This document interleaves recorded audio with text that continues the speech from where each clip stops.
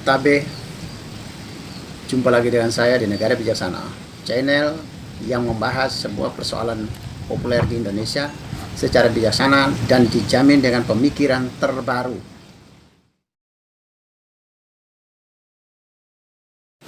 Hari ini saya mau membahas soal pendidikan kita atau di dunia ini, termasuk di Indonesia, yang terlalu banyak membuang-buang energi negara, energi bangsa, energi masyarakat terlalu besar. Mulai dari uang, waktu, tenaga terlalu besar, mempekerjakan jutaan orang, melibatkan banyak orang, tidak hanya siswa tapi orang tuanya, keluarganya, sanak saudaranya, bahkan tetangganya, melibatkan diri semua dalam bidang pendidikan. Terlalu besar, apalagi ditambah dengan sebuah hasil yang tidak terlalu efektif mencapai kecerdasan, mencapai keterampilan, mencapai budi pekerti, membentuk karakter, tidak terlalu besar hasilnya. Tapi dengan pengorbanan begitu besar, tidak efektif dan tidak efisien, tidak hemat.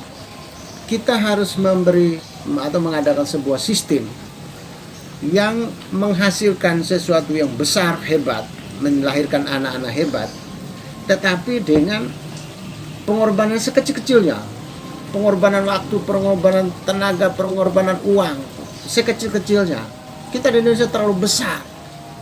Satu anak diurus oleh dirinya, diurus oleh keluarga, bapak, ibunya, saudaranya, tetangganya, keluarkan uang besar sekali, pakaian ini, pakaian itu, buku ini, buku itu, topi ini, topi itu, emblemnya ini, emblem itu lagi, sepatu warna itu, warna ini, baju warna itu, warna. Terlalu besar energi bangsa, energi masyarakat kita keluar terlalu besar.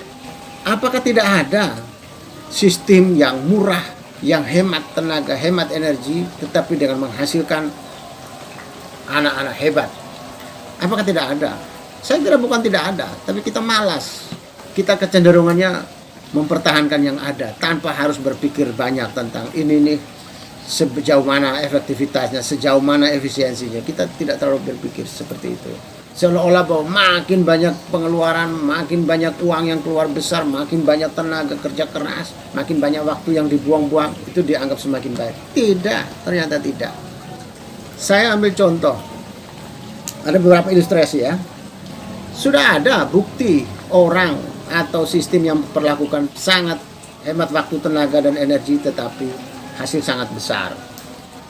Pendidikan yang membuat orang harus bergerak mandiri. Anak harus bergerak mandiri. Mandiri dalam belajar, mandiri dalam berusaha. Dia harus bergerak mandiri. Tidak perlu melibatkan begitu banyak orang. Saya sudah membuktikan itu. Ketika dua anak saya melakukan otodidak.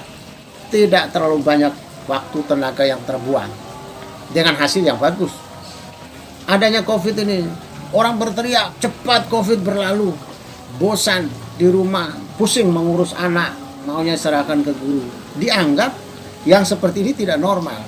Sekarang begini, ketika anak saya melakukan otodidak, tenaga, waktu, dan uang bagi saya sangat hemat. Negara sangat hemat. Negara tidak perlu bayar guru untuk anak saya. Negara tidak perlu menyediakan gedung untuk anak saya.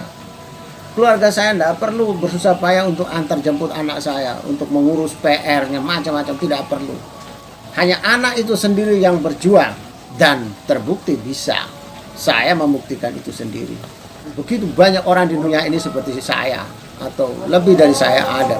Banyak orang-orang yang otodidak, sukses besar. Yang aktif, agresif, belajar, berjuang itu adalah anak itu sendiri, bukan masyarakatnya, bukan negaranya.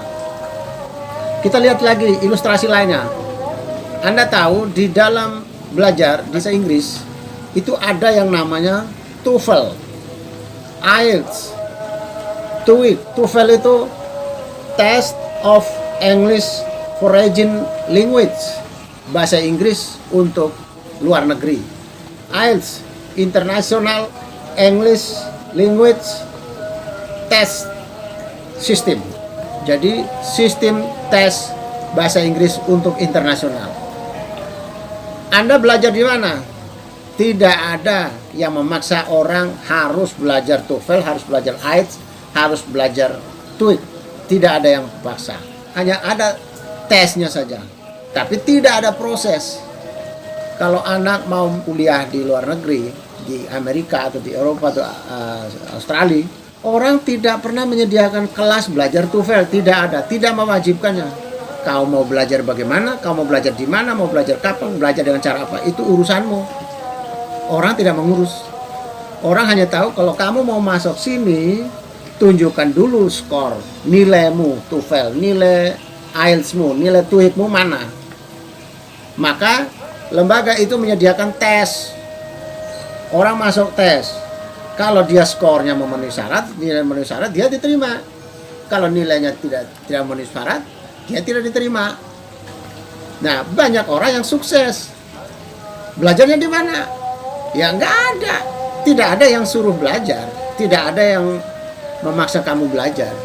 Orang yang mau ke luar negeri, yang mau kuliah S1, S2, S3 di luar negeri, atau dia mau bekerja di luar negeri, dia wajib punya sertifikat, punya tanda lulus TOEFL atau IELTS atau TOEIC tadi.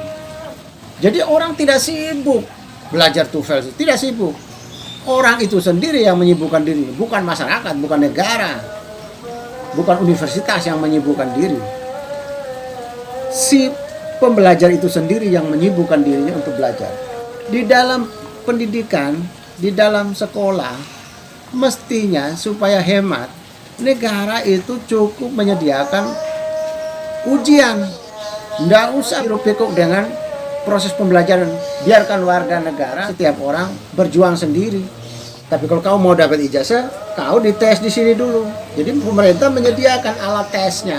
Bukan pemerintah langsung menyibukkan orang harus masuk jam sekian pakai sepatu ini, pakaian begini, rambutnya beginilah. Masuknya jam 7, istirahat berapa menit, dikontrol. Bukan begitu. Negara tidak perlu sibuk yang begitu. Negara cukup menyediakan ijazah dengan alat tes. Setiap orang yang mau ambil ijazah, dia dites. Yang lolos baru dia dapat ijazah. Tapi orang mau belajar atau tidak, belajar di mana, belajar kapan, itu urusannya. Jadi model otodidak, model TOEFL, TOEIC, IELTS yang berlaku di dunia saat ini atau selama ini sudah menjadi model, sudah menjadi alat bagi kita untuk meniru. Yang paling penting itu bukan mengikuti dari langkah demi langkah dalam proses, tetapi tes yang paling penting, evaluasinya yang paling penting. Proses orang boleh jalan sendiri, boleh urus sendiri, boleh jatuh bangun sendiri, itu enggak soal. Jadi kalau di negara bijaksana tidak akan mengurus orang mau belajar kapan, di mana, bagaimana cara dia belajar, itu urusannya. Tapi negara bijaksana cukup menyediakan ijazah dan alat tes. Setiap mereka yang ingin memiliki ijazah, dia harus melalui tes. Bayangkan kalau negara cuma urus tes aja, betapa hematnya. Setiap semester buka tes sekitar 2 atau 3 kali atau 4 kali dalam setahun. Cara ini membuat orang tidak perlu wajib SD 6 tahun, SMP 3 tahun, SMA 3 tahun, kuliah 4 tahun, tidak perlu. Anak sekecil 9 tahun apabila dia sudah bisa mampu mengerjakan ujian anak SMA kelas 3, mengapa tidak boleh? Dia 9 tahun bisa dapat ijazah SMA, bisa kuliah. Di luar negeri, di Amerika, di Australia, di Eropa, sudah sering mewisuda anak umur 9 tahun. Anak umur 9 tahun sudah sarjana, anak umur 13 tahun sudah doktor S3. Sudah sering, karena negara tidak hiruk pikuk, tidak sibukkan orang punya proses belajar. Tapi negara hanya tunggu.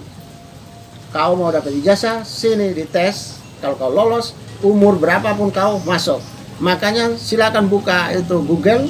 Di Google itu berita banyak sekali orang Amerika, orang Australia, orang Eropa yang bisa mewisuda anaknya umur 9 tahun. Ketika anak kita di sini 9 tahun masih lari-lari, main layang-layang, main abu, di sana orang sudah wisuda anaknya. Orang dibuat belajar mandiri. 14 tahun ada sudah wisuda doktor, S3. Anak umur remaja 14 tahun, 15 tahun Anda sudah jadi dosen. Bisa. Kenapa? Karena itu sistemnya yang dibangun. Itu lebih efektif, lebih efisien. Kalau kita mau mempertanyakan kenapa orang Eropa, orang Amerika jauh lebih cerdas dari kita, kenapa mereka kecil-kecil masih muda-muda sudah bisa dapat profesor, dapat doktor. Itu kalau negara bijaksana, negara tidak akan mengurus proses pendidikan anak setiap hari, setiap saat, tidak urus. Jika Anda setuju dengan saya, Anda seide dengan saya, berarti kita berada pada satu perjuangan yang sama, yaitu ingin melihat Indonesia menjadi lebih baik, Indonesia menjadi negara yang bijaksana yang kita impikan. Caranya adalah dengan Anda memberi dukungan dan berpartisipasi dalam channel ini. Subscribe di bawah channel ini, bunyikan lonceng di sampingnya untuk menunjukkan Anda berlangganan secara gratis, dan ada pemberitahuan setiap kali saya mengirim edisi baru. Dan jika Anda setuju dengan ide ini, jangan lupa bagikan ke semua relasi Anda.